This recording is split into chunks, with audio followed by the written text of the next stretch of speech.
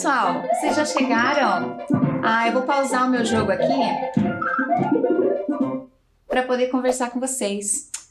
Que joia! Então aqui eu estou jogando videogame. Eu aposto que muitos de vocês também gostam de jogar videogame, não é mesmo? Mas esse daqui não é qualquer videogame, é o Super Mario. Vocês já jogaram? Para a nossa aula de hoje, que tem tudo a ver com videogame, tecnologia e Super Mario, afinal ele foi criado lá na Terra do Sol Nascente, no Japão, eu vou pedir para vocês que separem o material. Vocês podem separar um lápis, uma caneta, uma folha de papel para fazer uma anotação, naquilo que vocês julgarem mais importante da nossa aula de hoje. E também peço que vocês aproveitem e já higienizem as mãos, certo? Eu vou dar um tempinho bem curtinho aqui enquanto eu vou terminar essa fase do jogo aqui e aí já volto com vocês, certo? Vamos lá?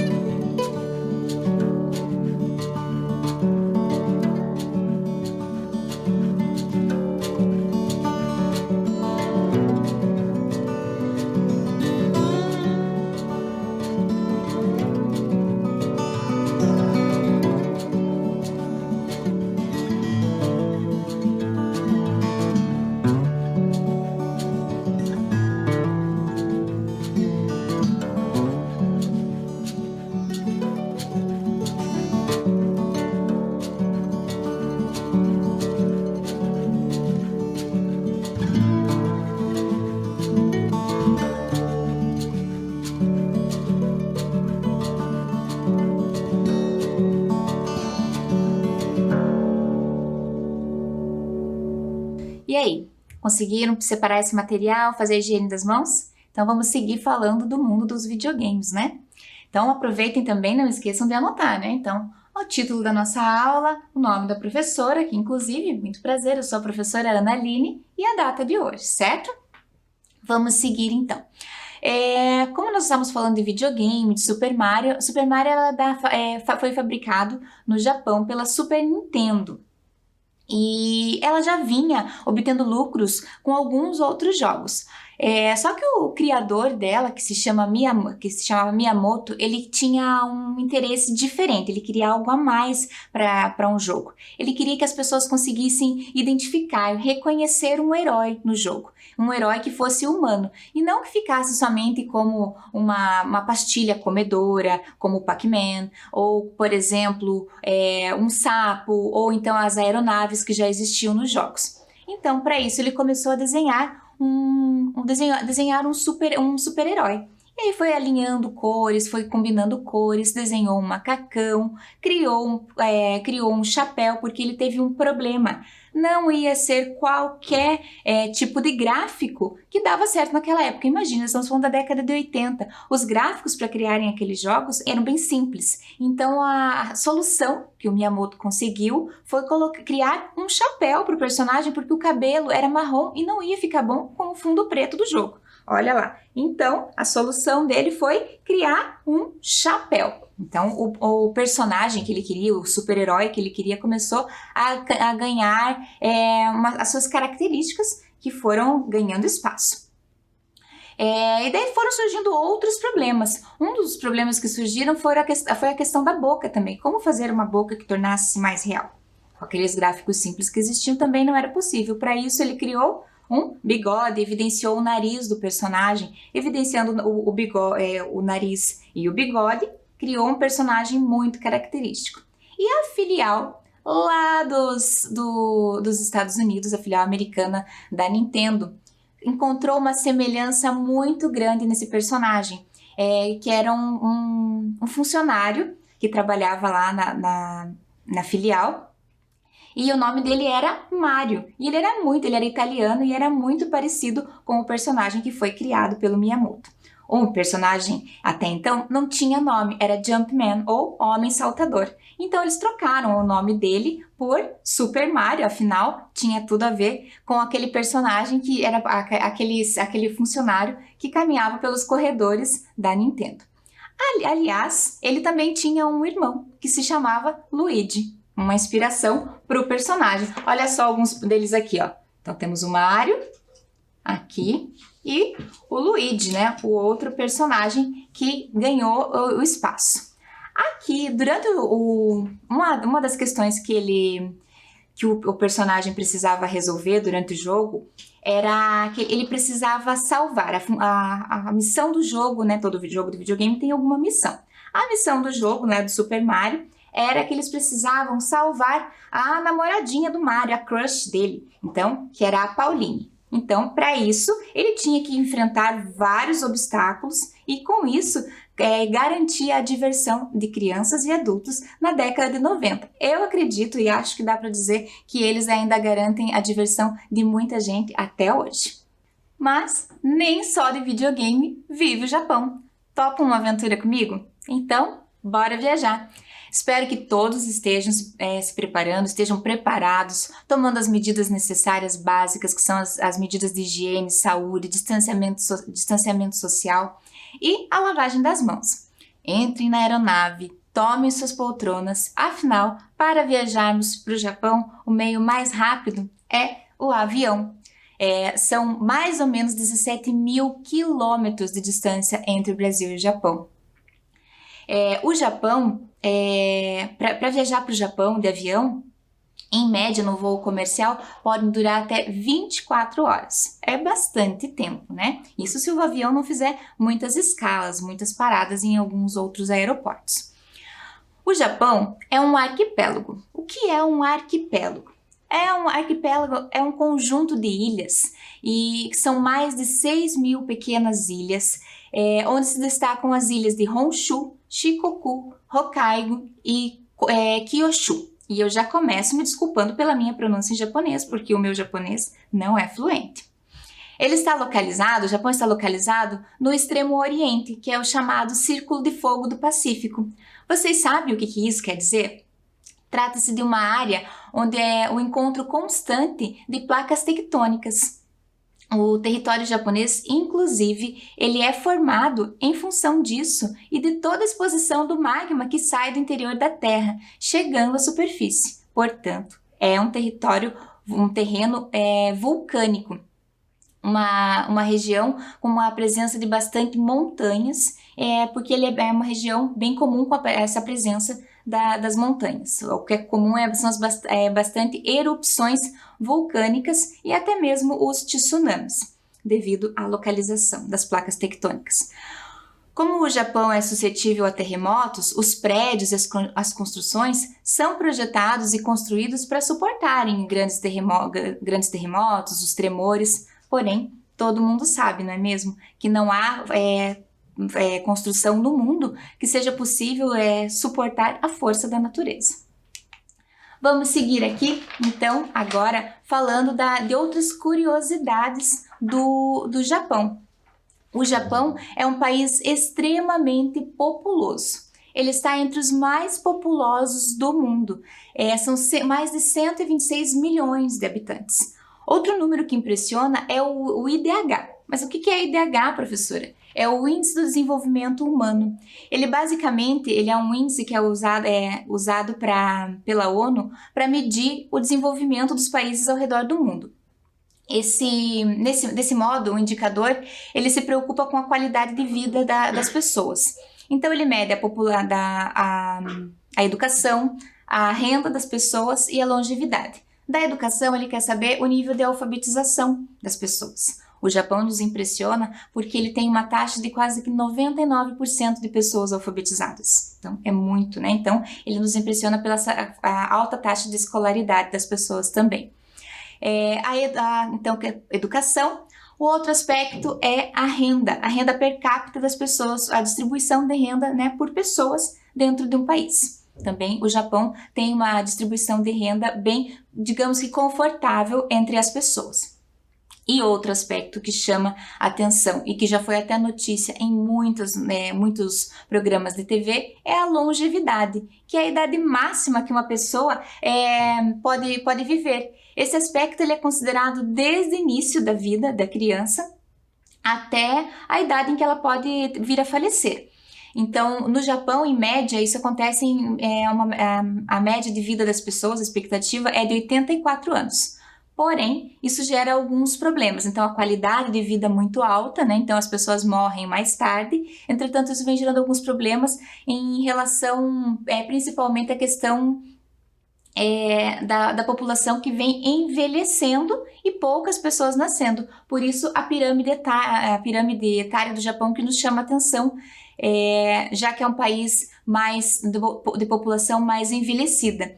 Isso, economicamente, ela é muito ruim.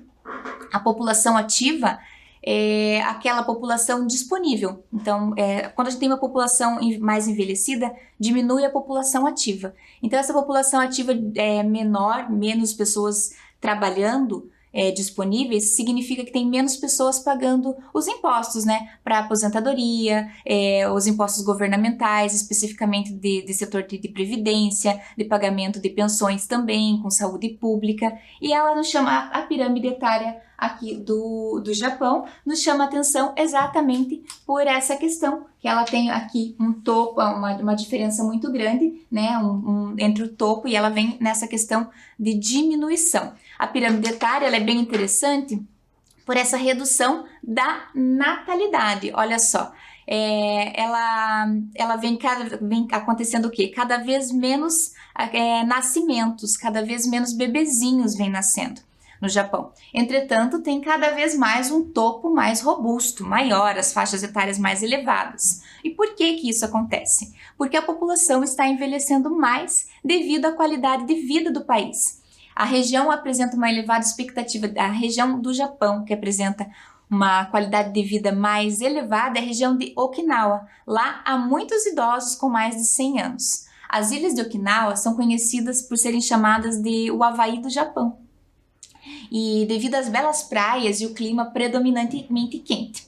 Mas olha só, essa é a região ali. Então a gente consegue ver aqui praias deliciosas, olha só, né? Então não é para menos que são chamadas de Havaí do Japão. Temos lá os castelos, as belas construções, mas o que chama mesmo a atenção é o segredo da vida desses japoneses lá, lá é a região que tem mais centenários, mais pessoas com mais de 100 anos que chegam a viver lá. Eu não sei vocês, mas eu fiquei muito curiosa com o segredo dessas pessoas e eu fui até fazer uma pesquisa e saber qual é o segredo da vida deles. Então lá, eles têm 10 premissas, 10 itens principais para se viver, para se seguir. Manter-se ativo, então nada de preguiça, nada de ficar só sentado no sofá jogando videogame, não é mesmo? Ir com calma, aliás, se estressar só faz mal à saúde, não é mesmo? Comer menos e escolher bons alimentos. Então, não adianta escolher bons alimentos daqueles que eu gosto, né? Como a batata frita, o hambúrguer. Não, escolher bons alimentos que fazem bem para o meu corpo. Essa é uma das premissas deles para viver bem. Ter amigos, contato com a natureza. Vocês sabiam que lá na região de Okinawa, mesmo sendo o Japão uma população que tem um pouco espaço para viver, né? Eles têm uma área cada vez menor para a população. Mesmo assim, cada um deles possui uma horta para ter esse contato mais próximo com a natureza e, além de tudo, ainda contribui com consumir bons alimentos. Sorrir. Como é bom sorrir, não é mesmo? Fazer exercícios, e não é preciso passar o dia todo na academia.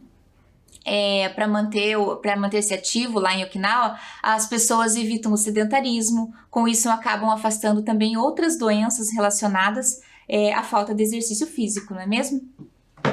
Outro item importante que eles fazem é um momento para a gratidão. Lá na região de Okinawa, as pessoas dedicam um tempo de seus dias para agradecer o momento presente, buscando eliminar as emoções negativas, se focar apenas no que é bom. Então, no nono item, viver o agora. Ao invés de viver a vida sem refletir, os anciãos japoneses, eles buscam focar-se justamente no agora, buscando a consciência plena de cada momento, o estar presente. Em outro momento da aula nós vamos falar sobre isso também, sobre os momentos em que os japoneses priorizam em relação ao estar presente. E a resiliência, que eu acho que é uma lição fundamental para os momentos que nós estamos vivendo hoje, no mundo todo, né? Então, resiliência no sentido de que todos precisamos aprender a lidar com as dificuldades, a dar a volta por cima, recuperando e buscando o sentido da vida, certo? Então, ficam aí os segredos, né, da longevidade. Fácil é? Não é, mas também não é difícil, certo? E agora nós vamos falar dos aspectos políticos do Japão. O Japão é uma monarquia constitucional, onde o poder do imperador é muito limitado. A Constituição o define como um símbolo do Estado e é a unidade do povo. É ele que possui poderes relacionados ao governo. O poder é concedido através de voto indireto. O povo elege o parlamento e o parlamento elege o primeiro-ministro. Em seguida, os líderes são escolhidos e vale lembrar que lá no Japão o voto é facultativo, ou seja, não é obrigatório. No Japão está concentrado principalmente a figura do primeiro-ministro. Então, embora tenhamos o imperador, a figura a principal ali é o primeiro-ministro. E outros membros também eleitos, né? O imperador age como chefe de Estado em ocasiões diplomáticas, sendo o Naruhito, que é o atual imperador, como o chefe de Estado em ocasiões diplomáticas. Embora o imperador tenha sido um símbolo da continuidade com o passado, o grau de poder exercido pelo imperador do Japão variaram consideravelmente ao longo da história. O Japão tem a monarquia passada de pai para filho, então uma hierarquia hereditária. A hierarquia hereditária do Japão continuada é a mais antiga do mundo. Akihito é o único monarca reinante no mundo e ele detém o título de imperador. E ele é considerado, então, como falei no início para vocês, o símbolo, né, do Estado e da unidade do povo.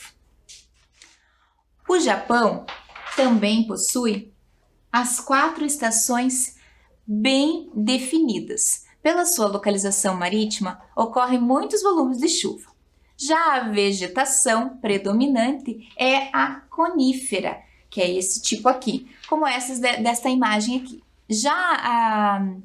E as de bambuzais também, que são bem tradicionais no Japão. Há festividades da chegada da primavera, que destacam também as belíssimas cerejeiras.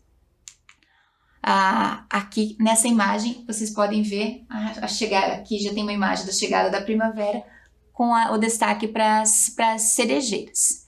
Segundo a lenda, da flor da cerejeira, após ter caído perto do Monte Fuji, um dos cartões postais do Japão, uma princesa chamada Sakuya ela havia caído do céu e se transformou em uma belíssima flor. Além disso, com a floração da cerejeira, antecede também a colheita do arroz. Acredita-se que quando ela floresce em abundância, o mesmo vai acontecer com a colheita desse alimento. Vale ressaltar que o arroz é a base da culinária japonesa, sendo considerado uma dádiva para os japoneses quando isso acontece, né? Quando ele é colhido em abundância. Existe muito simbolismo envolvendo a flor da cerejeira. O tempo em que ela permanece florida é muito curto. Por isso, um dos significados da flor da cerejeira é a efemeridade da vida. O que quer dizer isso? Que ela é muito curta, que ela é muito breve. Assim, a flor da cerejeira também deixa essa lição, que a gente deve aproveitar ao máximo a nossa vida, cada momento, procurando estar plenamente presente. Visto que a vida é curta demais e passa rápido. Inclusive, é muito comum a gente ver por aí pessoas com tatuagens desta flor de cerejeira, representando, né, a fragilidade, né, e a efemeridade, o tempo curto em que a durabilidade da vida. Aqui na nossa mesa eu tenho uma representação da cerejeira, feita gentilmente pela professora Elizabeth, que me presenteou com essa representação, e que vocês podem fazer na casa de vocês, que é com galhos secos e papel crepom, uma maneira bem simples também de decorar e representar esta belíssima árvore. As estações do ano. Vamos lá então falar das estações. Mas as 4 estações são bem definidas, sem dúvida nenhuma, que é uma das características principais do Japão. Cada nova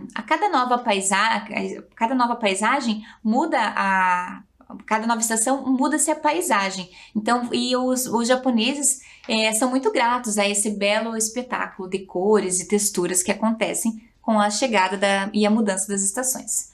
A primavera, em japonês, é Haru. Olha lá. Então, a primavera, Haru. É de tão esperado que é a chegada da primavera que ela tem até um feriado para ela. Então, é o chamado feriado do Haru Yasumi. É chamado de Golden Week também, que é quando o equinócio da primavera acontece. Ele acontece por volta de 20 a 21 de março e dura. Ele tem uma durabilidade da primavera ali entre abril e o início de maio, que também é a época em que se inicia a plantação de arroz, que é esse principal alimento japonês. É a estação mais aguardada pelos japoneses, que costumam dizer que o ano só começa de verdade quando a primavera chega. O inverno dá o adeus e, junto com a primavera, começam as atividades, como o início das aulas, que lá só iniciam com a chegada da primavera. A temperatura varia de acordo com cada região, mas fica em torno de 16 a 20 graus. Aqui, o verão é a estação também bem aguardada pelos japoneses, é extremamente quente e úmida por causa da temporada das chuvas, até pela localização do Japão. Os japoneses aproveitam a estação, que é curta, para irem à praia e piscinas públicas. Os parques e diversas diversões com águas e piscinas públicas lá são a garantia da brincadeira para as crianças e todos os japoneses. O verão também lembra a gincana. As gincanas escolares acontecem no verão. Então, as gincanas escolares, onde se reúnem as famílias dos estudantes, acontecem nesse período. E também acontece um festival de Hanabi, que é aqui nessa imagem aqui, vocês podem observar, que é um festival de fogos de artifício que ocorre em várias partes do Japão. A temperatura também varia, enquanto ao norte é gradualmente mais fresco, ao sul, ao contrário, a temperatura na média da maior parte do tempo é entre 30 a 35 graus, podendo até chegar a 40 graus. Aqui nós temos o outono. O outono, o equinócio do outono no Japão, ele ocorre entre 22 a 24 de setembro e é outro feriado nacional, assim como a primavera.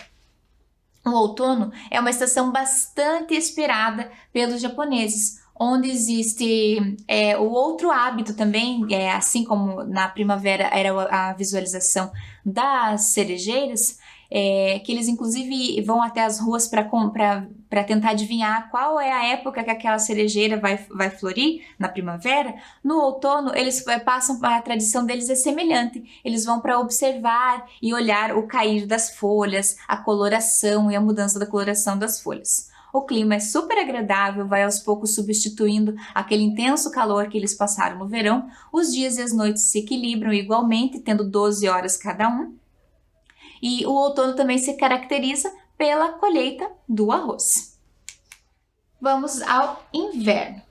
Então, o inverno diferente do que as pessoas pensam, há muito o que fazer no inverno, apesar do frio, que é bem intenso. Apesar da região da região acreditar-se que na região há muita neve, isso não acontece. Isso acontece mais nas regiões de montanhas. Uma das coisas mais legais que você pode apreciar no inverno japonês é a iluminação das ruas, dos parques, que causa toda uma atmosfera acolhedora, descontraída. Na maior parte do Japão, não se neva com frequência. Então, só nessas partes montanhosas mesmo.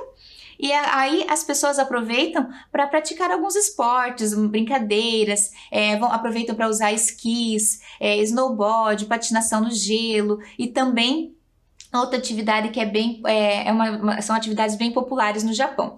Mas há quem prefira patinar ao ar livre, né? Em lagos congelados nas montanhas. Vamos seguir aqui. No próximo slide, nós vamos falar dos aspectos religiosos. A religião no Japão, ela se manifesta principalmente no shintoísmo e no budismo. Aqui vocês podem observar um santuário shintoísta para adoração dos deuses da montanha. Então, o shintoísmo e o budismo, elas são predominantes no Japão. Cerca de 80% da população pratica essa religião. E elas costumam ser simultâneas, né? São praticadas simultaneamente. As pessoas praticam ambas as religiões. O shintoísmo é o nome dado à espiritualidade tradicional do Japão e dos japoneses. O que ela é considerada religião? Considerada, sim, uma religião pelos estudiosos ocidentais. E a palavra Shinto quer dizer caminho dos deuses. Aqui, quanto ao budismo, é uma filosofia, uma religião que surgiu na Índia por volta do século VI a.C., e ela abrange diversas tradições, crenças e práticas baseadas nos ensinamentos de Siddhartha Gautama, intitulado de Buda. Nessa imagem aqui é a imagem da Praça do Japão, onde o Buda está sentado em uma flor de lótus, a Praça do Japão aqui em Curitiba. A bandeira. A bandeira do Japão é uma das bandeiras mais simples que nós temos. É uma bandeira branca com um círculo vermelho. A bandeira no Japão ela é chamada de Hinomaru, em uma palavra que literalmente significa círculo do sol. Vamos seguir aqui agora de culinária. Então, a culinária japonesa, ela é extremamente delicada, então cheia de suas particularidades. Aqui, nessa imagem, nós temos a imagem de um sushi, chá verde e outros elementos, além da bela louça que acompanha. A culinária tradicional japonesa, ela consiste no preparo de arroz, sopa de miso, que é uma pasta de soja, peixe ou carne. Os temperos mais comuns na cozinha japonesa são o shoyu, que é um molho de soja, o wasabi, que é a raiz forte, e o miso, a pasta de soja. Também tem o sake, que é uma bebida alcoólica à base de arroz, da fermentação do arroz, e o caldo de peixe ou carne. Pelo fato do Japão ser um país formado por ilhas, os japoneses têm o hábito de utilizar o mar como uma fonte de alimento, de onde retiram os diversos tipos de peixes, moluscos e algas marinhas para sua alimentação. É muito apreciado na culinária japonesa, então, e consiste uma importante fonte de nutrição. Ele é um ingrediente fundamental no preparo de pratos típicos como o sashimi, que é o peixe cru, o sushi, os pequenos bocados de arroz, que são temperados com vinagre, cobertos com fatias de peixe. Então, como esses aqui na imagem central.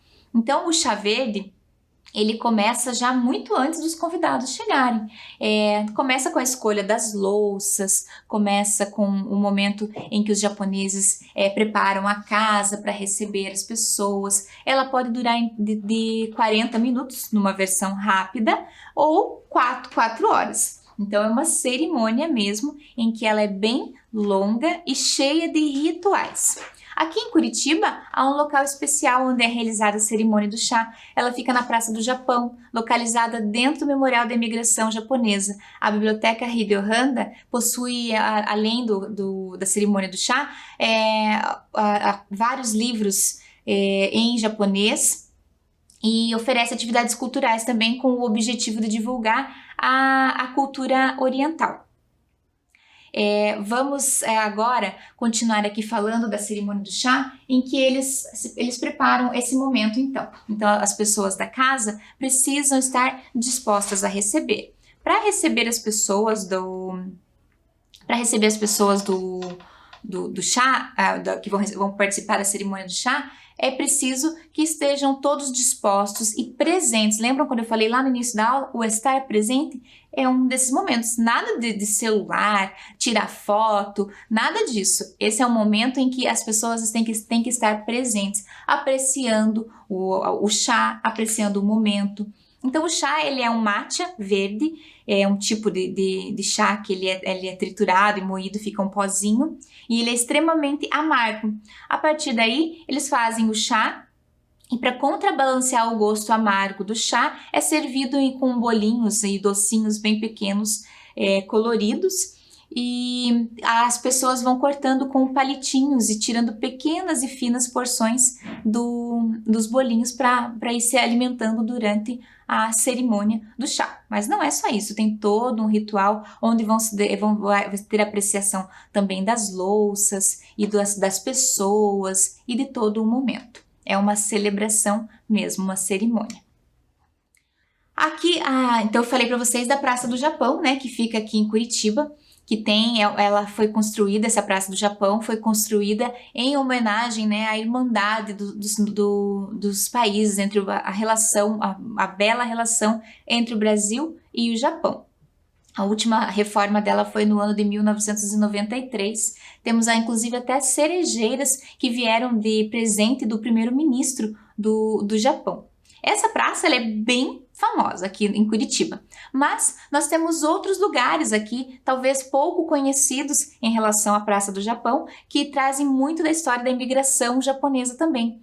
Em 2008 foi criado o Parque da Imigração Japonesa, em homenagem ao centenário da imigração japonesa, e foi reinaugurado em 2018. Há praças que fazem várias referências também a pessoas importantes, como a Praça Ryo Mizuno, que é o pai da imigração japonesa, a Praça Tsunesaburo Makiguchi, que é um nome bem complicado, né? Ele faz uma homenagem ao educador e geógrafo japonês. Ambas são localizadas no bairro Jardim das Américas. E nós temos também o belo exemplo da arquitetura japonesa, que atualmente ela abriga a Câmara de Comércio e o Instituto Cultural e Científico do Brasil. Tem o Palácio Yogo, que foi inaugurado em 1996, também no Jardim das Américas. E lá nós podemos encontrar a biblioteca, o auditório, uma sala de exposições que foi informações de Himeji, que é uma cidade japonesa. Vamos seguir falando então da embaixada. Então, como você já vem observando e assistindo e aprendendo nas aulas anteriores, a embaixada, então, é a representação oficial de um governo dentro do território de outra nação. Configura-se como um território estrangeiro em solo nacional. Aqui a gente tem a foto do embaixador Akira Yamada, e aqui a embaixada no Japão, ela atende o Distrito Federal e os estados de Goiás, Tocantins, Pará, Amapá, Maranhão e Piauí. Pode ser também solicitado o consulado do Japão em Belém, e os residentes de outros estados que não foram citados nesses aqui devem procurar o consulado na sua região, na sua jurisdição, uma vez que não há embaixadas japonesas nos demais. Então aí quem faz a função é o consulado. A função do embaixador, qual é a função dele? É negociar e mediar as relações entre as duas nações, tendo plenos poderes para tomar decisões, também aqui a fim de proteger, né, os interesses do país, dar ao governo que representa também informações a respeito do país estrangeiro, bem como promover as relações amistosas entre os países, visando o desenvolvimento de relações econômicas, culturais e científicas. Vamos seguir aqui. Aqui nós temos a imagem do consulado do Japão em Curitiba. Olha só, então ela fica ali na Marechal Deodoro, dentro do shopping Itália. E aqui temos uma imagem lá de dentro que foi cedido pelo cônsul para nós.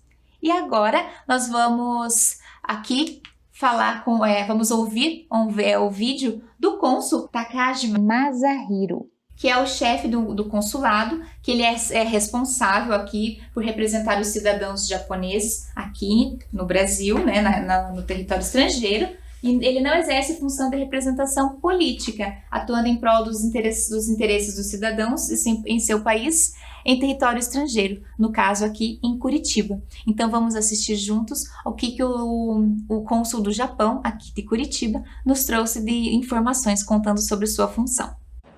Bom dia, eu sou o cônsul-geral do Japão em Curitiba. Eu vou apresentar nossas atividades diplomáticas em Brasil. No consulado, emitimos os vistos de que os brasileiros precisam para viajar ao Japão e ajudamos os japoneses no Brasil para os registros civis para votar nas eleições japonesas ou quando perderam seu passaporte em viagens, por exemplo. Estes são chamados de assuntos consulares. Fazemos doações financeiras para apoiar os setores de educação ou saúde, entre outros. Com esse programa, o Hospital Pequeno Príncipe de Curitiba comprou equipamentos médicos e o Colégio Barão do Rio Branco, no Açaí, construiu um espaço de arte e cultura. Mantemos boas relações com as autoridades. Nesta foto, o senhor prefeito Rafael Greca me convidou para participar da cerimônia de iluminação no Parque do Japão, em Curitiba, que ficou muito bonito. A presença de imigrantes e seus descendentes japoneses confere um caráter especial. Junto com a comunidade japonesa, promovemos a cultura japonesa e o ensino da língua japonesa. A relação econômica é muito importante. Esta foto mostra a visita a uma empresa japonesa no Paraná. Promovemos ainda mais investimentos japoneses. Para divulgar a tecnologia japonesa, eu ofereci uma palestra sobre o supercomputador mais rápido do mundo, Fugaku, do Japão. Temos programas de bolsas para estudar no Japão. Aguardo a inscrição de vocês no futuro. Agora passamos ao tema da Embaixada do Japão, que está em Brasília. Sob a direção de seu embaixador, desenvolve atividades de cooperação entre Brasil e Japão. Dentre os diversos campos de colaboração, posso destacar, por exemplo, o diálogo trilateral Brasil-Estados Unidos-Japão, a luta à pandemia, a preservação da floresta amazônica e a promoção do judo em escolas brasileiras. Agora espero que todos vocês tenham ideias mais claras sobre nossas atividades diplomáticas e sobre as boas relações entre Brasil e Japão. Muito obrigado pela sua atenção. Então, gostaram do vídeo do cônsul? Vocês viram que ele nos convidou para, quem sabe, receber uma matrícula nossa para estudar no Japão? Já pensou para vocês estudarem no Japão? Quando vocês forem estudar no Japão, vão precisar saber onde ficam a embaixada e o consulado lá. Então aqui temos a embaixada e o consulado do Brasil no Japão, na cidade de Tóquio. E esse aqui é o embaixador do Brasil no Japão, que é o Eduardo Saboia. Ele fez uma recente visita ao prefeito da cidade de Chuo, em Tóquio, que é uma das cidades olímpicas, né? A cidade da Vila Olímpica. Então, no marco dos 100 dias das Olimpíadas, ele foi visitar o prefeito da cidade. E esse é o emblema das Olimpíadas, que quer dizer a unidade na diversidade. Então, os emblemas, os encaixes de retângulos e quadrados diferentes que se encaixam. Os mascotes, né, a Miratou ali, o Soumete, e aqui as curiosidades de Tóquio, porque a Tóquio 2020 é uma Olimpíada pautada na sustentabilidade. A começar pelas camas dos participantes, né, da Vila Olímpica. Todas as camas serão feitas de papel, foram feitas com papelão, sabiam? Então ali elas são capazes de suportar até 200 quilos, totalmente recicláveis depois. Aqui a Comissão Olímpica Japonesa, lá todos eles receberam roupas que foram feitas a partir de doações. Então os japoneses doavam, tinham alguns pontos de coleta de roupas de uma determinada marca e que eles não usavam mais, que estavam velhas, furadinha, rasgadinha, não servia mais, doavam. Então, a partir dessas doações foi feito um tecido novo, totalmente sustentável e assim costuradas as roupas, os uniformes olímpicos dos japoneses. Uma ideia super legal e inovadora. A tocha olímpica, então, ela foi construída com peças, ela tem com peças de construções de casas que foram usadas para as pessoas que sofreram em 2011 com o terremoto que atingiu o Japão naquela época. Então as casas foram desmontadas e algumas peças de metal foram utilizadas para a construção também. E as medalhas dos japoneses também foi no mesmo esquema dos uniformes. Foram doados alguns celulares, alguns aparelhos eletrônicos que não tinham mais serventia para eles, e a partir disso foram tiradas algumas peças, e essas peças foram as que fizeram, a partir dessa desmontagem, as medalhas olímpicas. Então, totalmente sustentável, né? Cheio de reaproveitamento de materiais. Vamos seguir ali. E nós temos curitibanos, né? Que aquecem os Jogos Paralímpicos de Tóquio. Vamos lá, vamos seguir aqui agora. Aqui temos também o sistema de escrita. Se você acha ruim ter que aprender algumas regras ortográficas e gramaticais, imagina só os japoneses que precisam aprender 4 diferentes tipos e diferentes formas de escrever, né? Então eles são aqui essas 4 formas de escrita e esse sistema de escrita são usados por todos. E não podíamos encerrar nossa aula sem falar dos mangás, né, que são sucesso entre todos os japoneses, principalmente os mais jovens que adoram. Então lá é uma leitura de muito sucesso. Uma revista de mangá custa em torno de $3,50 lá. Aqui aqui sou eu em desenho de mangá, que foi uma ajuda que eu tive para fazer do meu irmão, que ele desenha muito bem, e ele me ajudou e foi me dando algumas dicas. Então, que eu já dou a dica que a gente sempre começa dividindo o rosto em 4 e começa pelos olhos. E é uma característica bem forte dos mangás. Então, para a nossa atividade de hoje, que são os mangás, os personagens de desenho, que tal vocês aí em casa se inspirarem também em algum mangá, ou então, quem sabe, até vocês podem virar um desenho, né? Pode ser um autorretrato no estilo mangá, certo? Então eu espero que vocês tenham gostado da nossa videoaula de hoje. Espero que tenham conhecido bastante mais sobre o Japão. Até mais!